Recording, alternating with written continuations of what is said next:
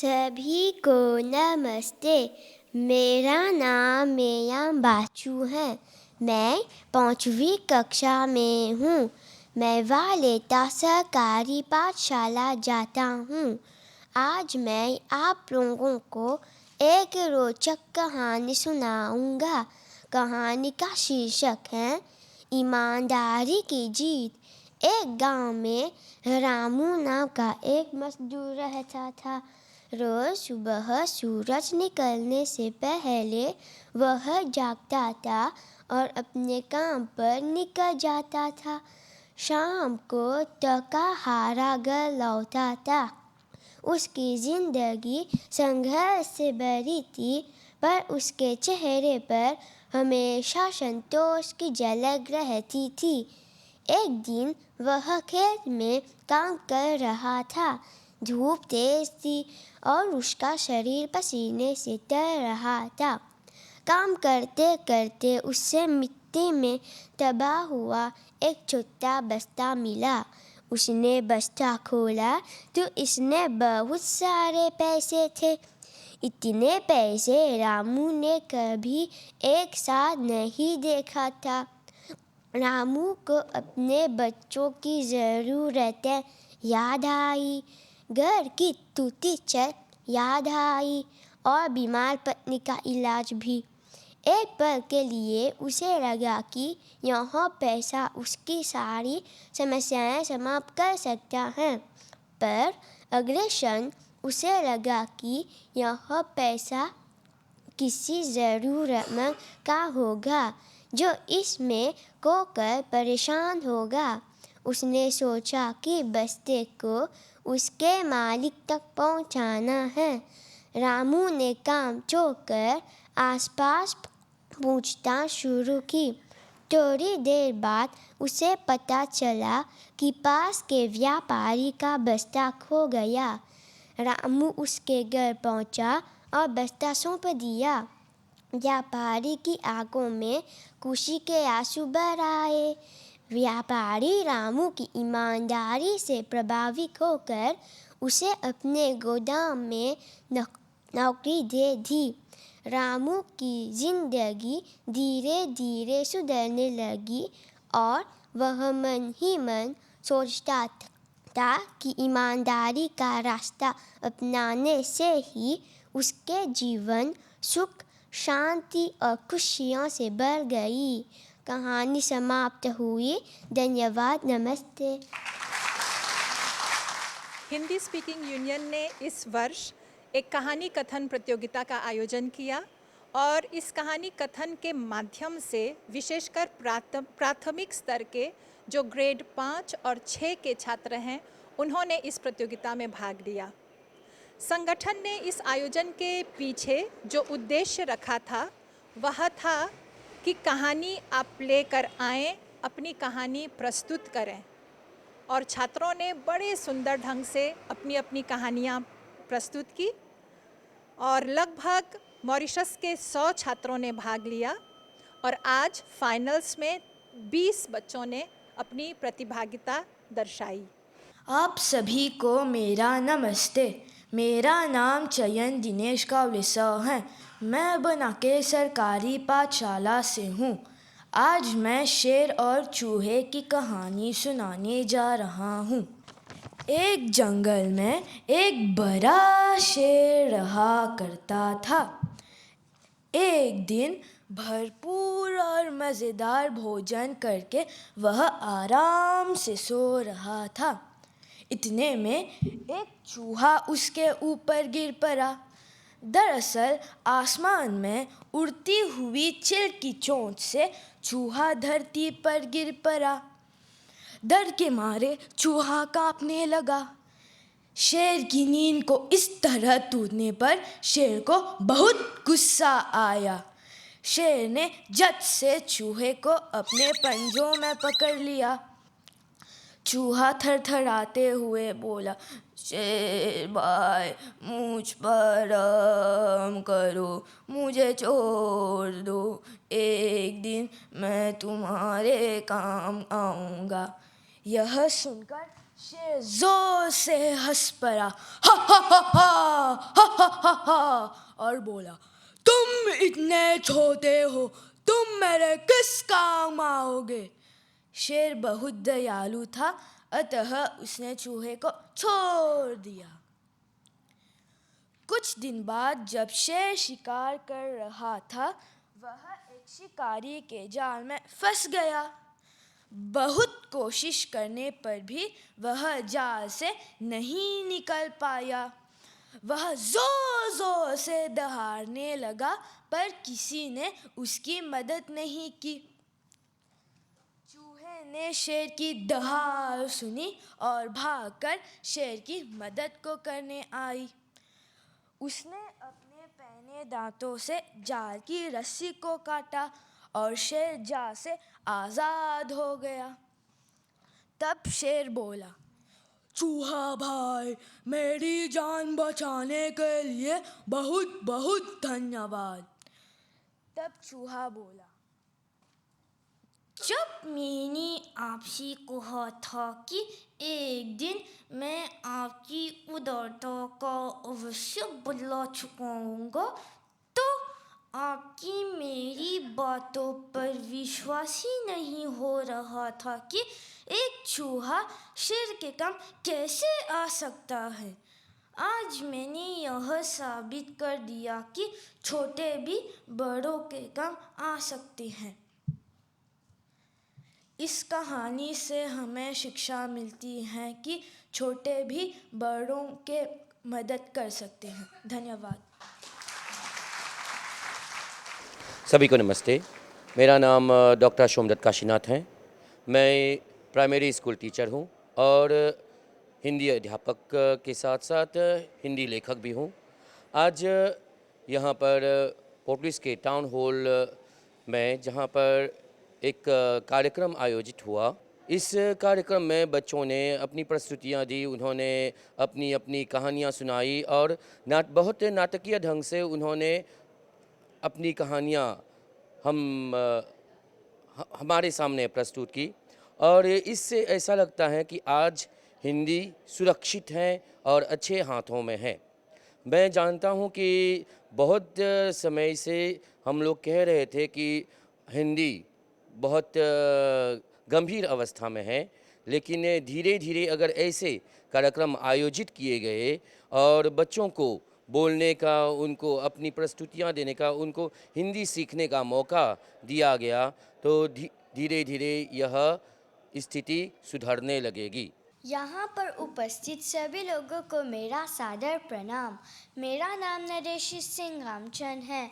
मैं 5वीं कक्षा की छात्रा हूँ और मैं गौसा प्राथमिक सरकारी पाठशाला में पढ़ती हूँ। आज मैं आपको हिरण्यकशिपु कावड़ की कहानी सुनाने जा रही हूँ, तो सुनिए। बहुत समय पहले की बात है। एक असुर राजा था, हिरण्यकशिपु। वह बहुत शक्तिशाली था और चाहता था कि सभी उसकी पूजा करें।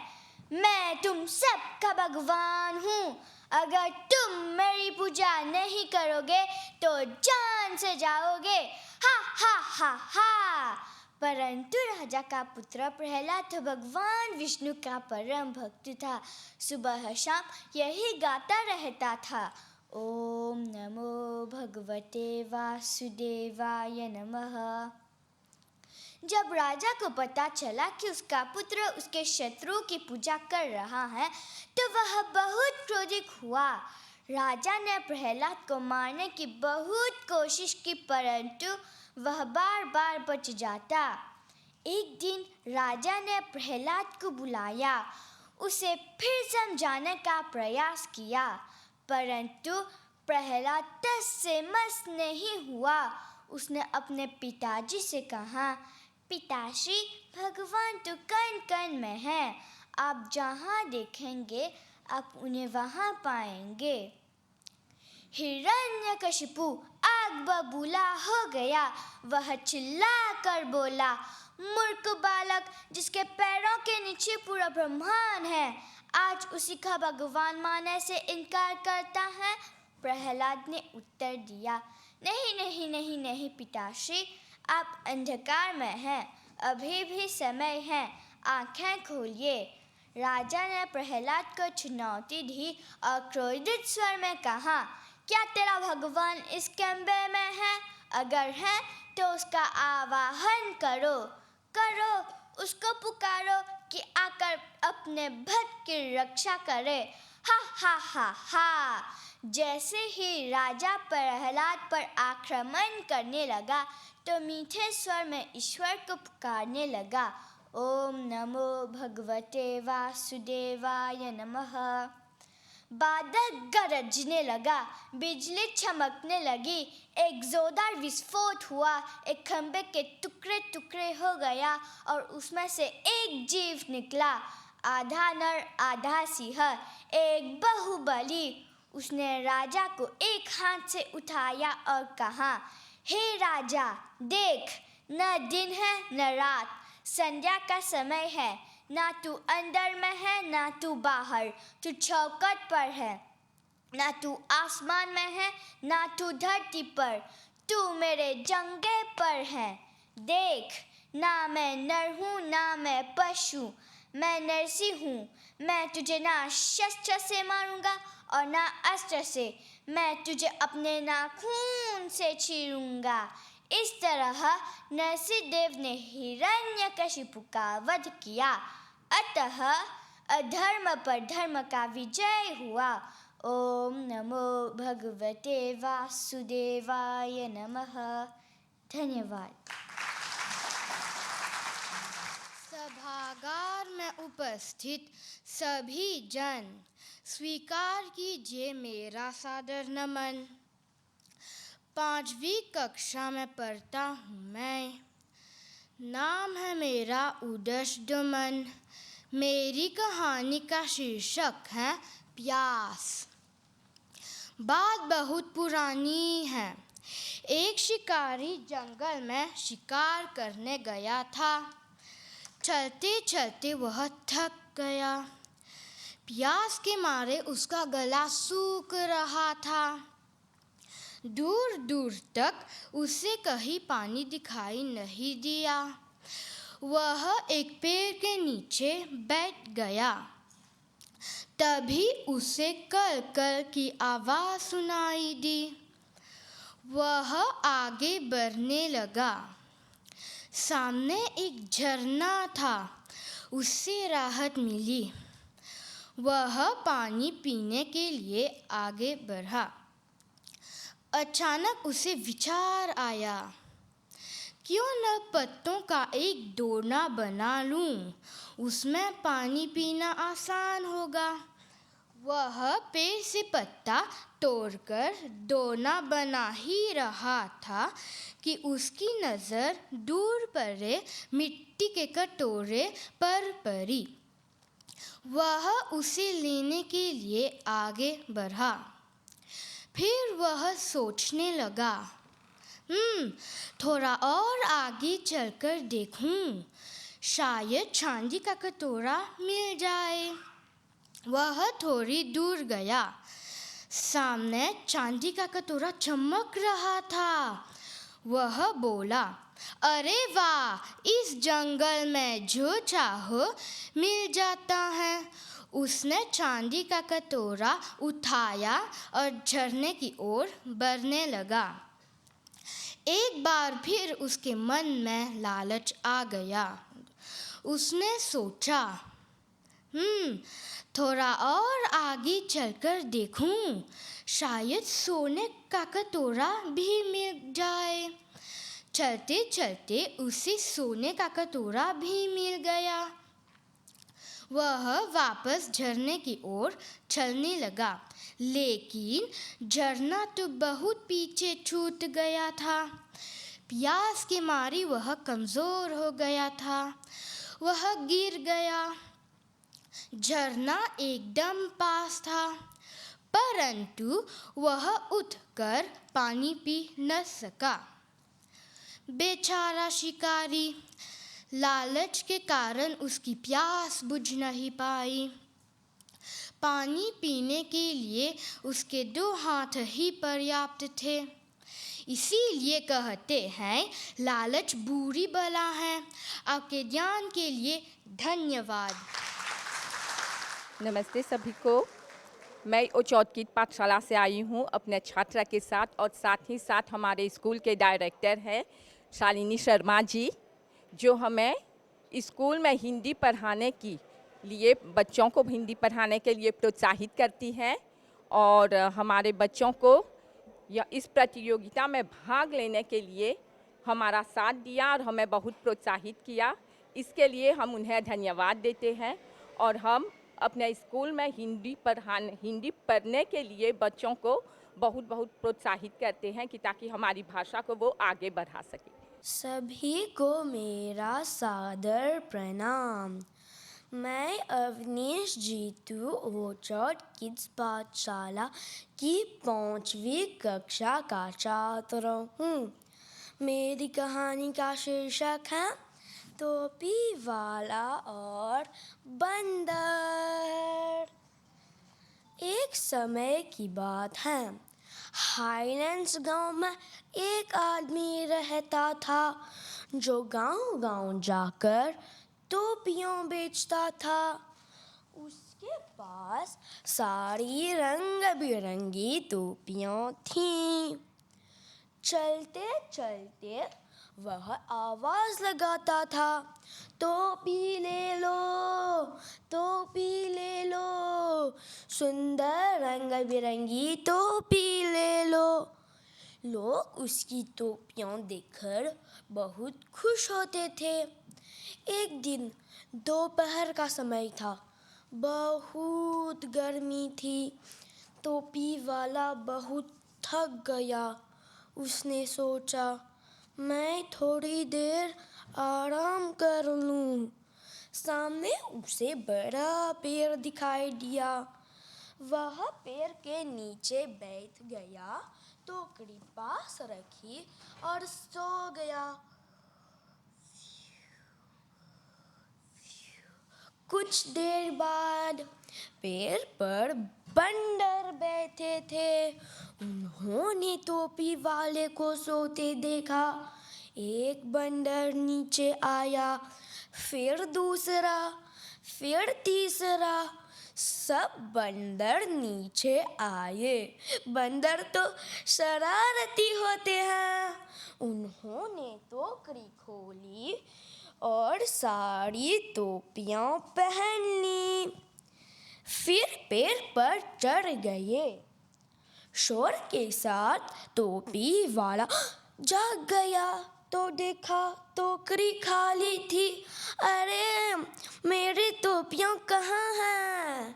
उसने इधर देखा, उधर देखा, सामने देखा, पीछे देखा, नीचे देखा, फिर ऊपर देखा। तो क्या देखा?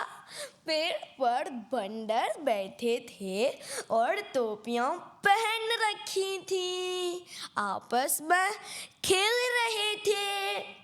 टोपी वाले गुस्से से बोले, अरे बंदरों, मेरे टोपियाँ वापस करो। बंदर बोले, ऊ ऊ आ आ, ऊ ऊ आ आ। टोपी वाला हाथ उठाता, बंदर भी हाथ उठाते। वह पैर पटकता, बंदर भी पैर पटकते। वह सिर खुजलाता, बंदर भी सिर खुजलाते। टोपी वाला समझ गया कि बंदर उसकी नकल कर रहे हैं। उसने अपनी टोपी उठाई और नीचे फेंक दी। सारे बंदरों ने भी अपनी टोपी उठाई और नीचे फेंक दी। टोपी वाला बहुत खुश हुआ और जल्दी जल्दी टोपियाँ उठाई और बोला, धन्यवाद बंदरों, और खुशी खुशी चला गया। तो दोस्तों, इस कहानी से हमें क्या सीख मिलती है? यही कि बुद्धि बल से बड़ी होती है। धन्यवाद।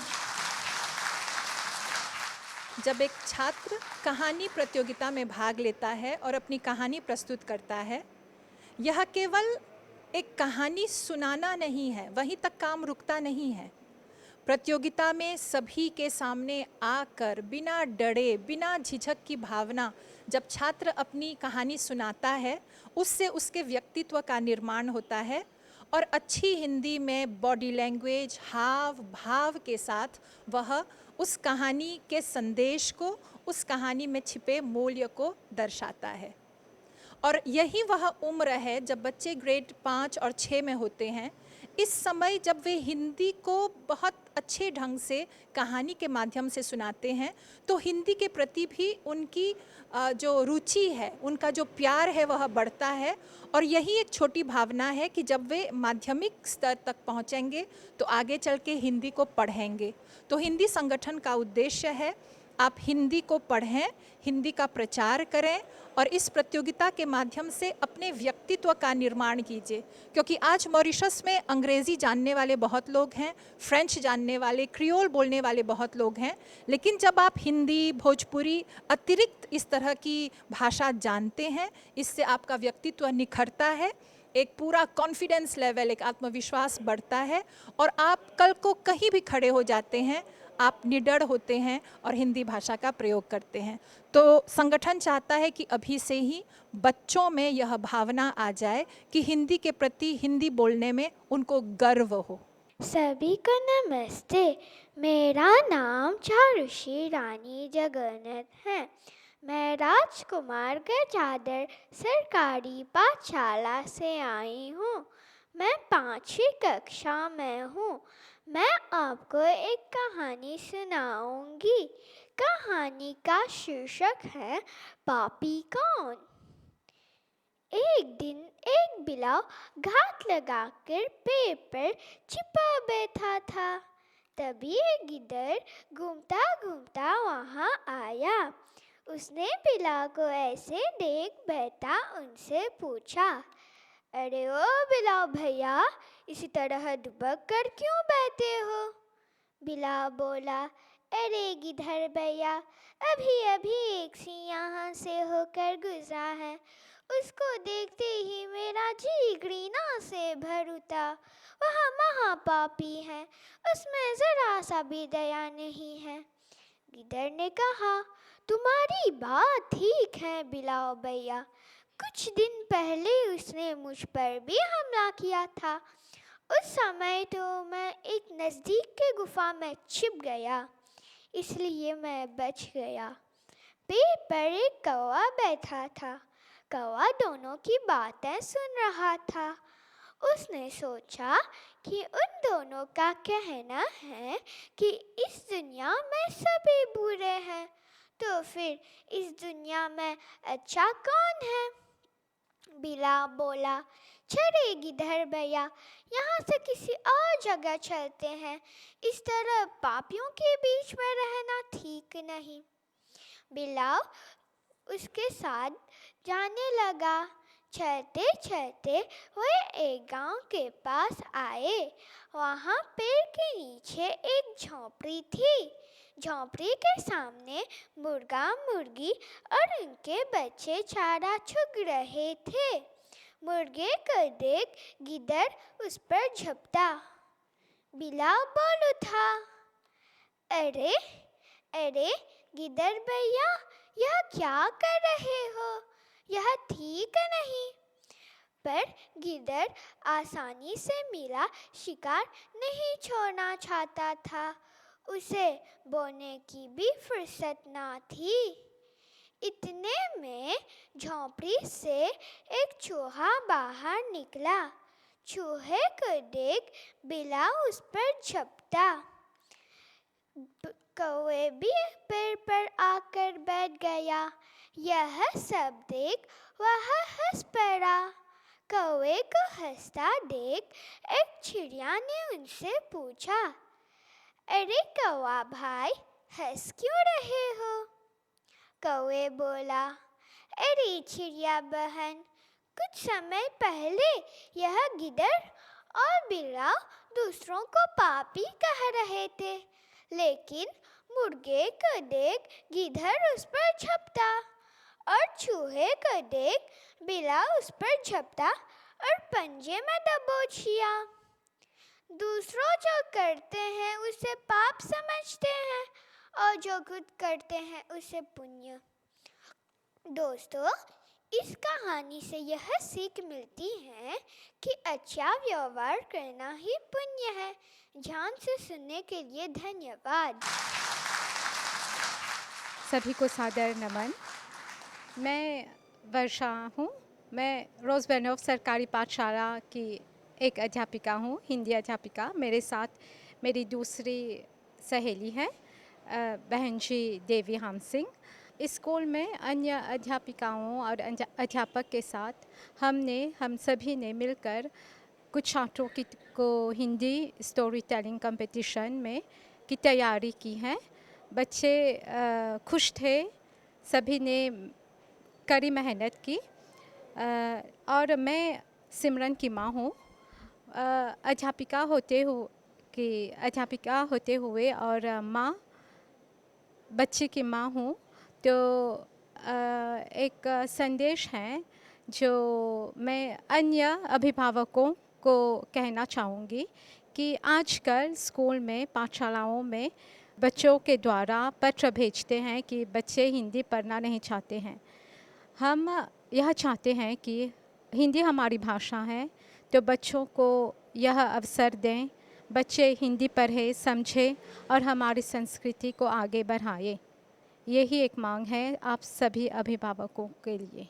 मेरा नाम सिमरन माधु है। मैं रोज़बेनोव सरकारी पाठशाला की छात्रा हूँ। मैं 5वीं कक्षा में हूँ। आज मैं आपको एक नैतिक कहानी सतर्क रहना सुनाऊंगी। सतर्क रहना। एक छोटे से शहर में साहिल नाम का एक लड़का रहता था। वह एक मेधावी लड़का था। वह 11 साल का था। उसे साइकिल चलाना बहुत पसंद था। बचपन में उसके पिताजी उसे साइकिल चलाने में मदद करते थे। पिताजी उसे सड़क पर धैर्य रखने के लिए सलाह देते थे। एक दिन साहिल अपने दोस्त से मिलने जल्दी में था। उसने हेलमेट नहीं पहना और लाल बत्ती होते हुए भी सड़क पार करने लगा। उसी समय एक कार तेजी से उसकी ओर आई। गाड़ी चालक ने ब्रेक लगाया पर साहिल गिर पड़ा। सौभाग्य से उसे हल्की चोट आई, लेकिन वह बहुत डर गया। उस घटना के बाद साहिल को अपनी गलती का एहसास हुआ। उसने सोचा, अगर आज कुछ बड़ा हादसा हो जाता तो। उसी दिन से उसने नियमों का पालन करना शुरू कर दिया। वह हमेशा हेलमेट पहनता, सड़क पार करते समय दोनों तरफ देखता और ट्रैफिक सिग्नल का सम्मान करता। धीरे धीरे उसने अपने दोस्तों को भी समझाना शुरू किया कि सड़क पर लापरवाही जानलेवा हो सकती है। उसकी बातों का असर हुआ और सभी ने सावधानी बरतनी शुरू कर दी। इस कहानी से हमें यह सीख मिलती है कि सड़क पर सुरक्षा हमारी जिम्मेदारी है। हमें धैर्य, अनुशासन, दूसरों के प्रति सम्मान, सहयोग तथा सतर्कता बरतनी चाहिए। हेलमेट पहनना, मोबाइल फ़ोन का प्रयोग न करना, सीट बेल्ट लगाना और बच्चों को सुरक्षित तरीके से बैठाना जीवन की रक्षा करता है। साथ ही साथ हमें पैदल यात्रियों, साइकिल चालकों और अन्य वाहन चालकों का सम्मान करना चाहिए। कुछ नैतिक मूल्यों का पालन करके हम सड़क पर सुरक्षित और जिम्मेदार नागरिक बन सकते हैं। धन्यवाद। नमस्ते श्रीमानजी, श्रीमती जा, प्यारे दोस्तों। मैं हूँ देवशा मोंगा, हाल खबर सरकारी पाठशाला की छात्रा हूँ। इस साल मैं 5वीं कक्षा में पढ़ रही हूँ। आज मैं आपको बंदर की चतुराई और मगरमच्छ की मूर्खता पर एक कहानी सुनाने वाली हूँ। मेरी यही इच्छा है कि आपको कहानी पसंद आएगी। कहानी का शीर्षक है बंदर और मगरमच्छ। एक समय की बात है, नदी के किनारे एक जामुन का पेड़ था। उस पर एक बंदर रहता था। वह दिन भर मीठे मीठे जामुन खाता था। कुछ दिन बाद एक मगरमच्छ वहाँ आया। बंदर ने उसे एक जामुन दिया और दोनों गहरे दोस्त बन गए। एक बार मगरमच्छ अपनी पत्नी के लिए कुछ जामुन ले जाता है। पत्नी ने कभी भी ऐसे जामुन नहीं खाए थे। जब उसे बंदर के बारे में पता चला, तब उसके मन में एक बुरा विचार आया। अगर जामुन इतना मीठा है तो बंदर का दिल कितना मीठा होगा। इतना सोचकर उसने एक बार बीमार होने का नाटक किया। बेचारा मगरमच्छ परेशान हो गया। उसने पूछा, प्रिय, मैं तेरे लिए क्या कर सकता हूँ? तभी पत्नी रोते हुए बोली, डॉक्टर ने कहा अगर ठीक होना है तो एक बंदर का दिल खाना चाहिए। मगरमच्छ आग बबूला होकर बोला, पर बंदर तो मेरा दोस्त है। इस पर पत्नी बोली, फिर तो अपने दोस्त के पास ही रहना। भारी दिल के साथ मगरमच्छ बंदर के पास जाकर बोला, दोस्त, मेरी पत्नी तुमसे मिलना चाहती है। मेरी पीठ पर बैठ जाओ, साथ चलते हैं। बंदर बोला, हाँ हाँ चलो। नदी के बीच आकर अचानक मगरमच्छ कहने लगा, दोस्त, मैंने तुमसे झूठ कहा है। असल में मेरी पत्नी तुम्हारा दिल खाना चाहती है। बंदर डर गया, पर वह चतुर था और कहा, ओ दोस्त, पहले क्यों नहीं कहा? आज मैंने अपना दिल धोया और पेड़ पर सुखाने के लिए छोड़ा। मगरमच्छ तुरंत मुड़ा।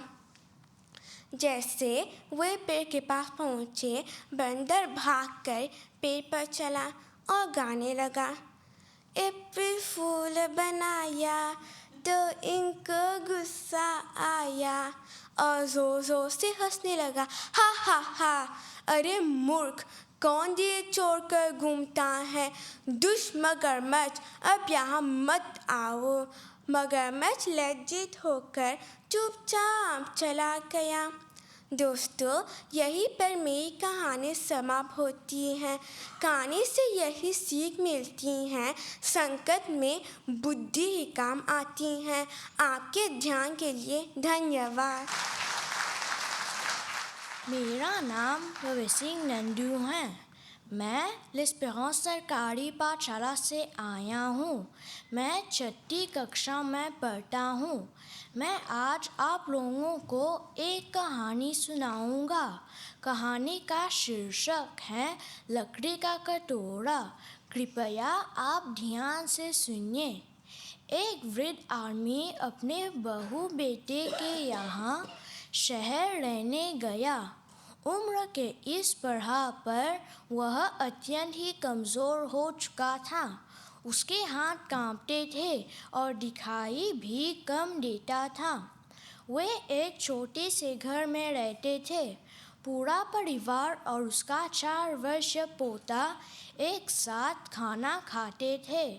लेकिन वृद्ध होने के कारण उस व्यक्ति को खाने में बहुत दिक्कत होती थी। कभी मटर के दाने उसके चम्मच से निकलकर मेज़पोश पर बिखर जाती, या तो कभी दूध उसके हाथ से छलक कर मेज़पोश पर गिर जाती। बहू और बेटे 1-2 दिन के लिए सब कुछ सहन करते रहे, लेकिन अब उन्हें अपने बूढ़े पिता के इस व्यवहार से चिढ़ होने लगी। हमें इनका कुछ करना पड़ेगा, बेटे ने कहा। बहू ने हाँ में हाँ मिलाई और बोली, आखिर कब तक हम इनकी वजह से अपने खाने का मज़ा किरकिरा करते रहेंगे और चीज़ों का नुकसान भी नहीं देख सकते। अगले दिन खाने से पहले बड़े बेटे ने एक पुरानी मेज़ को कमरे के कोने में लगा दिया। अब बूढ़े पिता को वहाँ पर ही अकेले अपना भोजन खाना था। यहाँ तक कि उनके खाने के बर्तनों की जगह एक लकड़ी का कटोरा दे दिया गया ताकि खाने के बर्तन ना टूट फूट सके। बाकी लोग आराम से अपना भोजन खाते और जब कभी कभार वे वृद्ध की तरफ देखते तो उनकी आंखों में आंसू दिखाई देता, लेकिन बड़े बेटे का मन न पिघलता। वे उनकी छोटी सी छोटी गलती पर ढेरों बातें सुना देते। वहाँ बैठा बालक सब बड़े को ध्यान से देखता और अपने में मस्त रहता। अगले दिन खाने से पहले उसके माता पिता ने उसको ज़मीन पर कुछ करते हुए देखा। तुम क्या कर रहे हो बेटा? पिता ने पूछा। मैं तो आप लोगों के लिए एक लकड़ी का कटोरा बना रहा हूँ ताकि जब मैं बड़ा हो जाऊँ तो आप इसमें खा सके। बालक पूर्ण अपने काम में लग गया,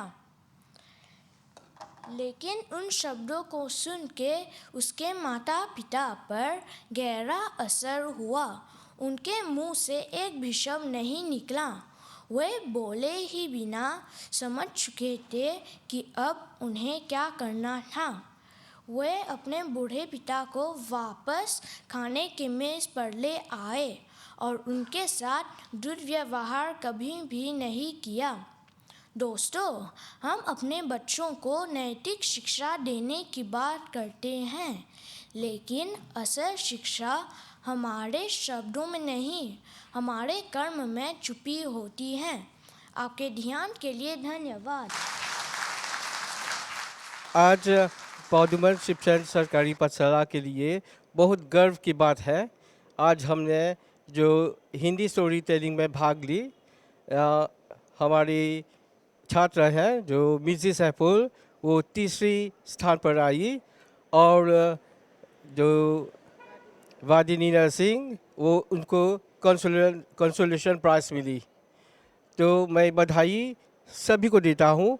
ये छात्राएं जितने हैं उनके परिवार और 2 बहन जी जो बहुत मेहनत कर रही है, और हम स्कूल में इन भाषाओं को बहुत महत्व देते हैं और हर साल हम इस प्रतियोगिता में भाग लेते हैं। ऐसे ही हम बच्चों को प्रोत्साहित करते हैं, वे हिंदी पढ़ें और इस भाषा को और आगे ले चलें। नमस्ते सभी को, मेरा नाम वादिनी नरसिंह है। मैं 5वीं कक्षा में हूँ। मैं पौधुमन शिक्षण सरकारी पाठशाला से आई हूँ। आज मैं आप सभी को एक कहानी सुनाऊंगी जिसका शीर्षक है मोबाइल फ़ोन का प्रभाव। ध्यान से सुनिए। सोमवार का दिन था। सुबह का समय था। लक्ष्य की माँ ने उसे उठाया और कहा, जल्दी उठो लक्ष्य, तैयार हो जाओ, स्कूल के लिए देर हो जाएगी। लक्ष्य पलंग से उठ तो गया, लेकिन उसने अपना मोबाइल देख लिया। उसने सोचा, थोड़ा सा खेलता हूँ, फिर तैयार हो जाऊँगा। लक्ष्य ने अपने मोबाइल फ़ोन में अपना पसंदीदा गेम रोब्लॉक्स खोल लिया और खेलने लगा। वह गेम में इतना मग्न हो गया कि उसे समय ध्यान ही नहीं रहा। वह स्कूल जाने का समय पूरी तरह भूल चुका था। जब माँ ने देखा कि लक्ष्य अब तक नहाकर तैयार नहीं हुआ, तब वह फिर से कमरे में गई। वह गुस्से से बोली, लक्ष्य, अभी तक तुम तैयार क्यों नहीं हुए? घड़ी देखो, स्कूल शुरू होने में 15 मिनट बचे हैं। यह सुनकर लक्ष्य की होश उड़ गए। आई! उसने तुरंत मोबाइल बंद किया और हड़बड़ी में तैयार हुआ। बिना नाश्ता किए उसने बस्ता उठाया और सीधे साइकिल लेकर स्कूल की ओर भागा। स्कूल की फाटक पर खड़े चपरासी ने उसे रोका, परंतु वह जल्दी जल्दी चुताव में जाकर खड़ा हो गया। मुख्य अध्यापक ने उसे देखकर पूछा, तुम्हारी पोशाक कहाँ है लक्ष्य? तभी सभी बच्चे उसे देखकर जोर जोर से हंसने लगे। हा हा हा हा हा हा।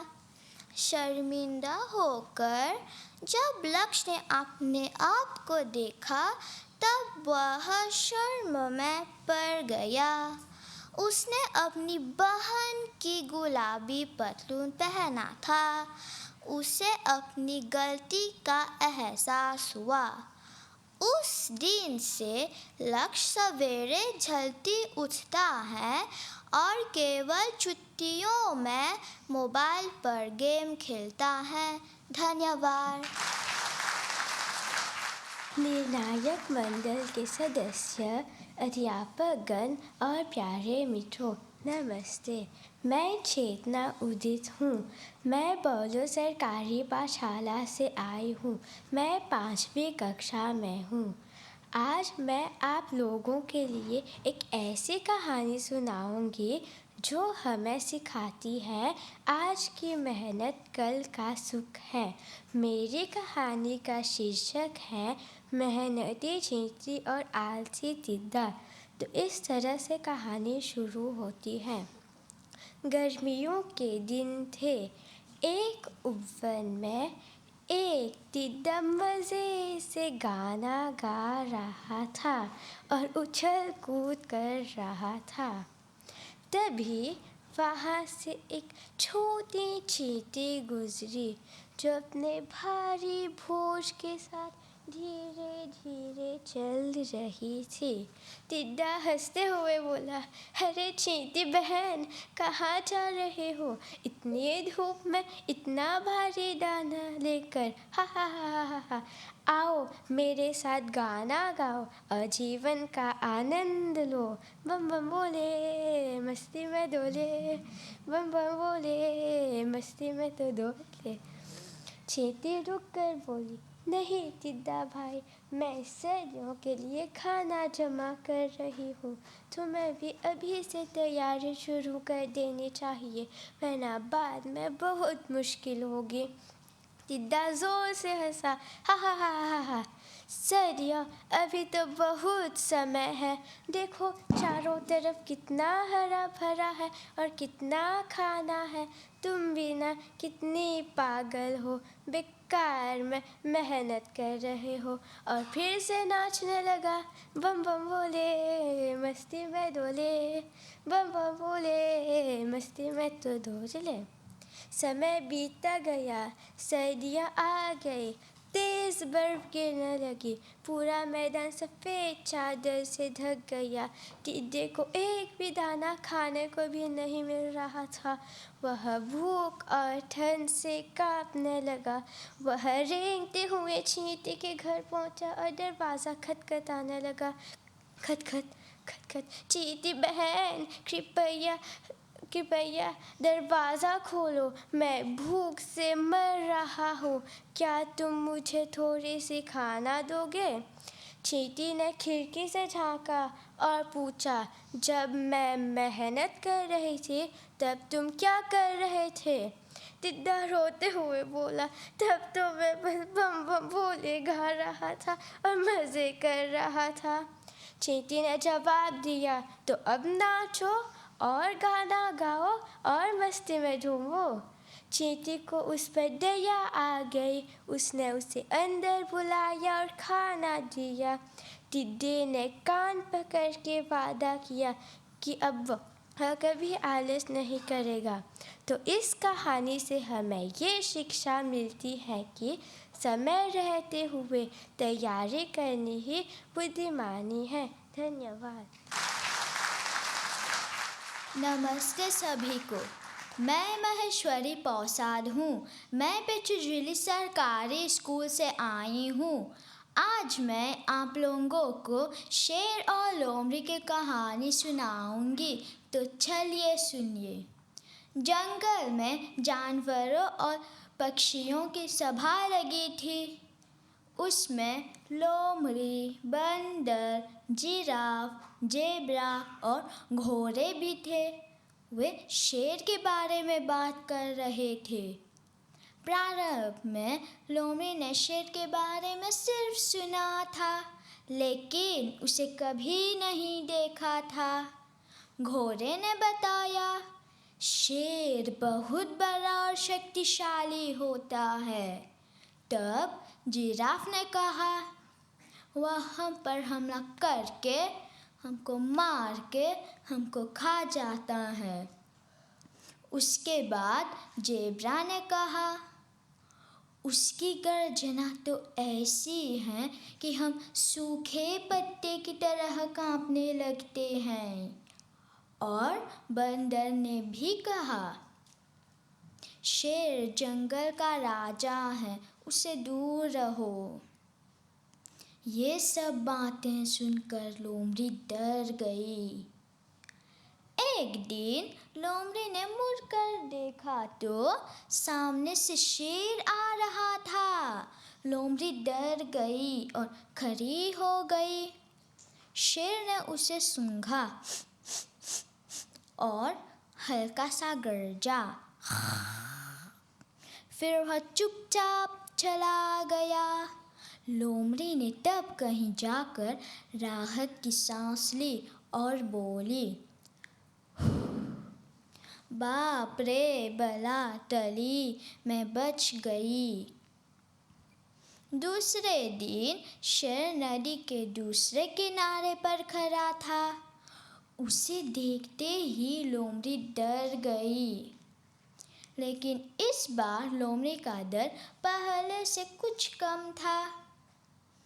तीसरे दिन लोमड़ी खेलते खेलते शेर से टकरा गई और थोड़ा सा साहस इकट्ठा किया और थोड़े झिझकते हुए कहा,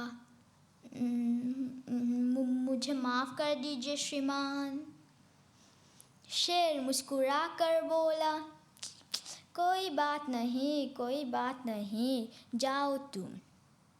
जल्द ही लोमड़ी का डर गायब हो गया और अब वह बिना डरे शेर से बात करने लगी।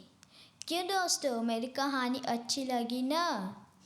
इस कहानी में हमको शिक्षा मिलती है कि स्वयं परखे बिना कोई भी बात नहीं माननी चाहिए। दोस्तों, अगली बार जब कोई नया शिक्षक आपकी कक्षा में आए तो उसकी फैली हुई बातें या झूठ पर तुरंत विश्वास मत करो।